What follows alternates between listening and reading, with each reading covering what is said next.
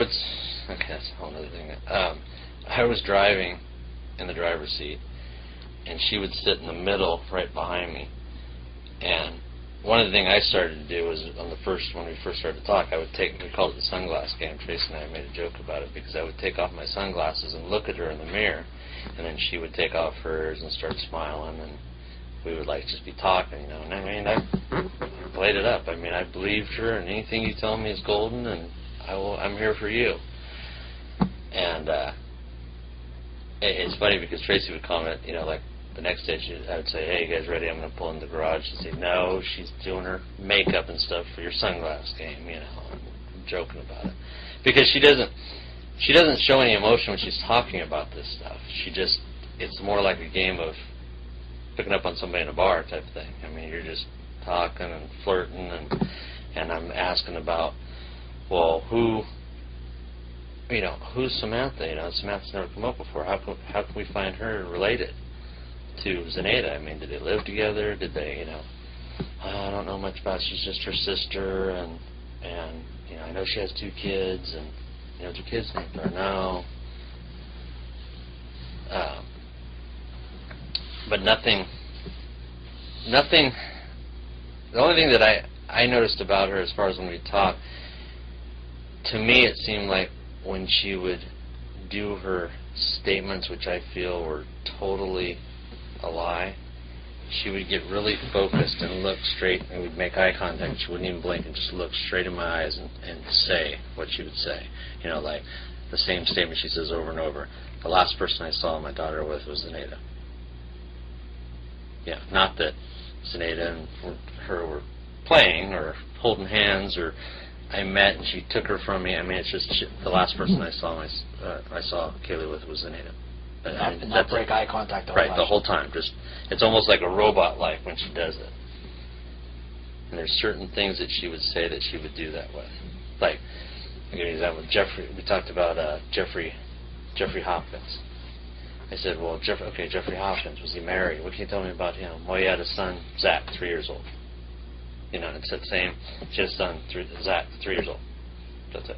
And she wouldn't elaborate any more than that. I said, well, there's a Jeffrey Hopkins on your phone bill. It's easy. No, that's not him. Don't call him. The guy you need to find is Jeffrey Michael Hopkins. That was another weird thing that was weird, is when she'd get detailed on who I was supposed to find, everybody but Juliet Lewis had 3 names. It was always Jeffrey Michael Hopkins, Zenaida Fernandez Gonzalez. She would always rattle it off just like that. That Jeffrey Hopkins, now he's a friend of the family's. You don't need to talk to him. It's Jeffrey Michael Hopkins you need to find. Okay. Now, did a lot of your conversations revolve around conversations, I guess, involving Zenaida Gonzalez and this I don't know, tale, so to speak? The what? Yeah. The story. Yeah, the story. Yeah. We didn't get, other than the just BS conversations. Just total, it's a great day, hey, over here, man, that's changed.